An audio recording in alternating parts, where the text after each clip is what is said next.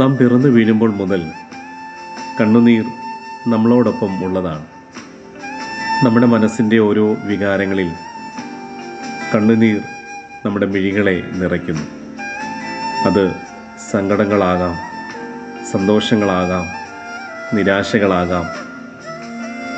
അങ്ങനെ നമ്മുടെ നിറകണ്ണുകൾക്ക് പറയാനുണ്ട് ഒത്തിരി കാര്യങ്ങൾ. നിസ്സഹായൻ്റെ നെടുവീർപ്പായ കണ്ണുനീരിൻ്റെ മുൻപിൽ ദൈവം തരുന്ന ഒരു സാന്ത്വനമുണ്ട്. നീ എൻ്റെ കണ്ണിനെ കണ്ണുനീരിൽ നിന്നും എൻ്റെ കാലിനെ വീഴ്ചയിൽ നിന്നും രക്ഷിച്ചിരിക്കുന്നു.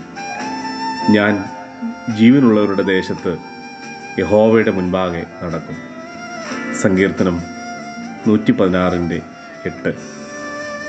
ഈ ദിനം ഏവരെയും ദൈവം അനുഗ്രഹിക്കട്ടെ.